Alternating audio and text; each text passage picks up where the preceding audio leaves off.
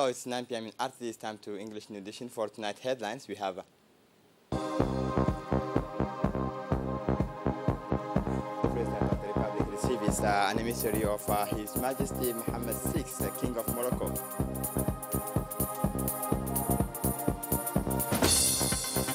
South African President urges action on climate crisis.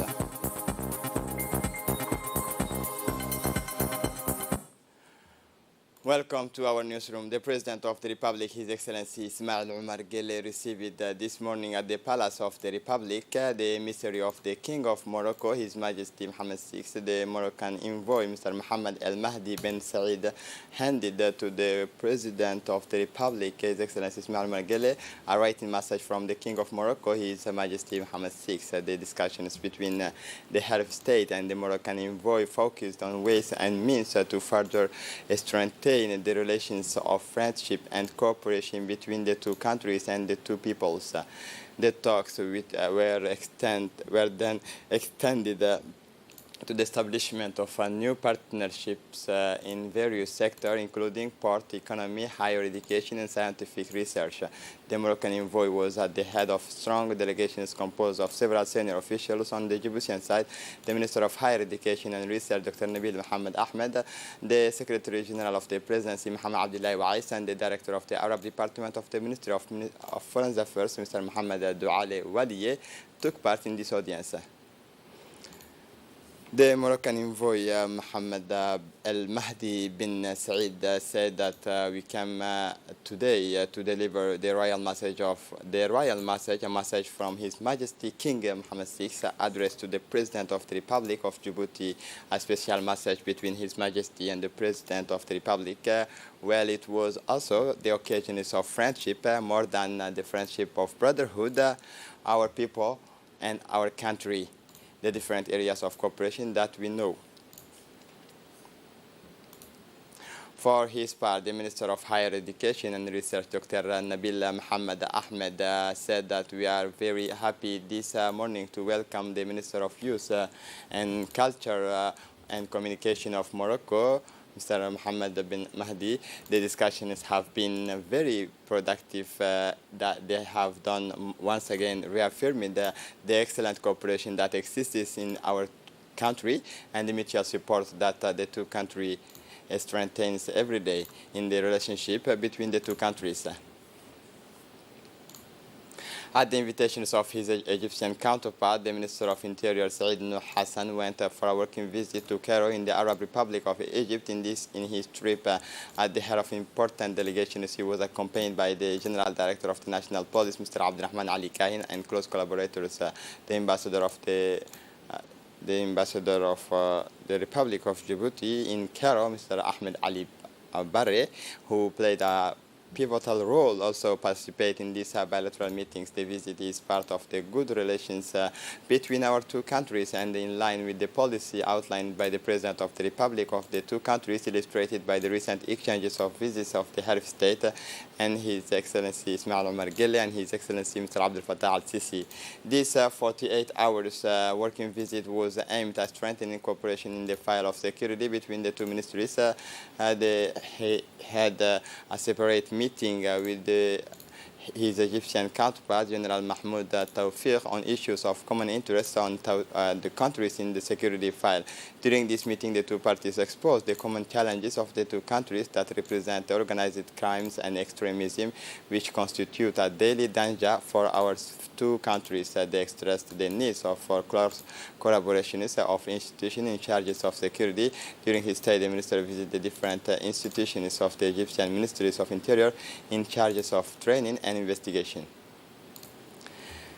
The Minister of Environment and Sustainable Development, His Excellency Mohammed Abdul Qadir Musa Hilem, signed with Ms. Emma Guan Ano, the UNDP resident representative in Djibouti, the project document of the mini solar power plant. The meeting was attended by the Secretary General of the Ministry of Environment, Mr. Dini Abdallah Umar, and senior officials of the ministries. The project is part of the global programs Africa Mini Grid, supported by the UNDP and financed by the Global Environment Facility. The main objective of this project is to support access to clean energy and the reductions of greenhouse gas emissions. The $3 million climate change mitigate project will electrify the villages of Yoboki and Korangar and thus improve the living conditions of the local population.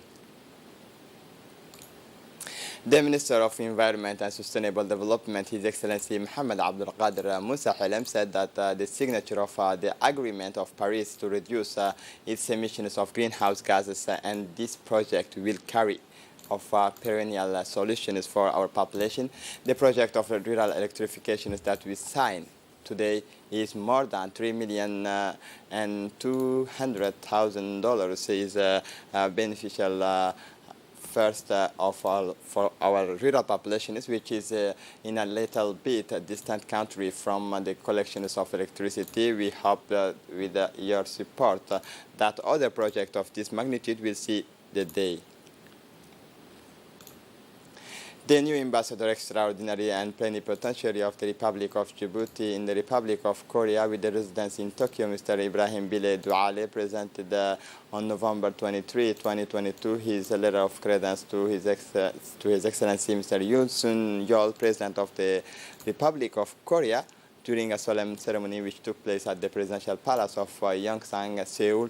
The ambassador first conveyed the greetings and good health and prosperity wishes of His Excellency Ismail Omar Guelleh, President of the Republic, to his Korean counterpart, the President of the Republic of Korea, welcomed His Excellency Ambassador Ibrahim Bile Douale and asked him to convey in turn his warm greetings and friendship to His Excellency Ismail Omar Guelleh, President of the Republic of Djibouti. The Djiboutian ambassador thanked Mr. Yoon Suk-yeol and said he was honored to continue and further strengthen the excellent relations of friendship and cooperation that so happily exist between the two friendly countries. The ceremony was attended by His Excellency Mr. Park Lin, Minister of Foreign Affairs and of the Republic of Korea. On the other hand, Mr. Ibrahim Bile Douale participated in a banquet offered by the President of the Republic of Korea to the African Diplomatic Corps accredited to the Republic of Korea and which took place at Conrad Hotel Seoul in the evening of the same day. This reception was organized to consolidate a mutually beneficial and forward-looking partnership between Africa and the Republic of Korea. The President of the Constitutional Council, Mr. Abdi Hirsi, accompanied by Ms. Fatouma Ahmed Musa, member of this council, took part in the 6th Conference of the African Constitutional Jurisdictions in Rabat from 22 to 24 November 2022. The Conference of the Constitutional Jurisdictions is an organization whose objective is to create a common African space for the Court of and Constitutional Council of members country. The theme of this 6th conference was the studies of the international norms in African constitution. On this occasion, the President of the Constitutional Council made an intervention on the places given by the Djiboutian constitution in the internal legal orders and the supremacy of the constitution is the fundamental law of the state of international commitment. He also raised the reflections on the need to strengthen the African international law. Now, let's take a passionate look at this World Cup, which has many surprises in stores for us as patients that unit the whole world population, starting with Djibouti, who have their ease revived on Qatar. We are at the third day of the World Cup, which is held for the first time in the Arab countries since the beginning of this World Cup. 4 matches have been held in the evening the American dominates the countries of Scables in the games of the match by a score of 1-1. Wales is participating in the World Cup for the second time in its history. Today, the Saudian makes the surprises and the first cup in this World Cup, Qatar 2022, by beating the Argentina of Leo Messi 6 triple golden ball of the 2-1, and yesterday a very expected match that took place between the French teams and the Australian formation is a match that ended with a score of 4-1 in favor of the French rooster. The delegation of the Department of Charente-Maritime on missions in Djibouti since November 21, 2022 was on the move in the historic city of Obok on Tuesday, November 23. This delegation led by the president of the Department of Charente-Maritime,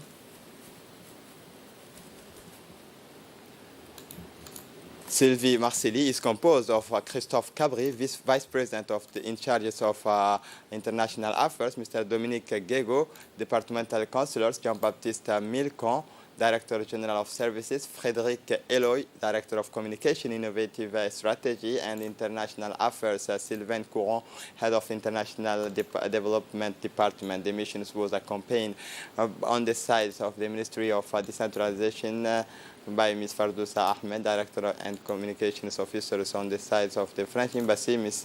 Christelle Chatron-Gomez, the first advisor and expertise France, represented by Mr. Thibaut Gobry, Mr. François Fouguer, respectively head of the ADIL programs and expert in the local development. Upon disembarking from the boat, the mission was welcomed by the prefect Abdelmalik Mohamed Benoita, the president of the regional council. The delegation immediately paid a courtesy visit to the prefect residence. The next step was the building of the regional council of Obok, in front of which a warm welcome coupled with the folkloric dances awaited the delegation from Charente. A cake in honor of Ms. Sylvie Marcelli was cut, and handover exchanges also took place in the conference room of the Regional Council of Obok. The delegation and the guests were able to attend and appreciate the PowerPoint presentations of the activity of the territorial authorities of Obok presented by the Secretary General. In the courses of the speech, Prefect Abdelmalik Mohamed Benoita was pleased with the choice of the city of Obok for the visit of this august French delegation, and was keen to encourage the partnership between the Regional Council and the Department of Charente-Maritime. At the end of this meeting, a family photo was taken at the bottom of the Regional Council, and the delegation headed to Tadjoura City.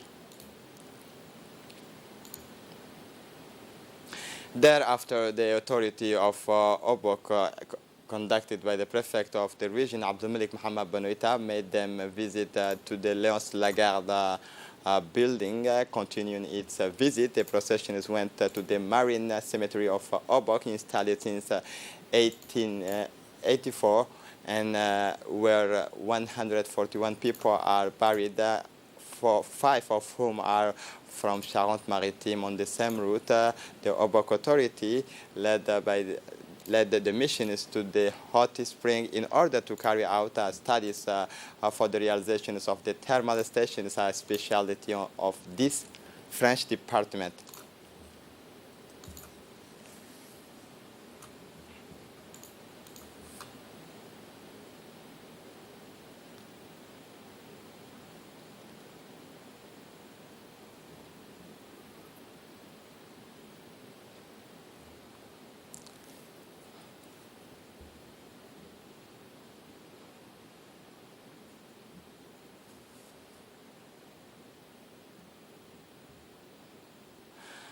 As part of its advocacy for the protection of children's rights, SOS Children's Villages, like every year, celebrate Universal Children's Day in Tadjoura with its partners in the region. This year's theme being inclusion for every child.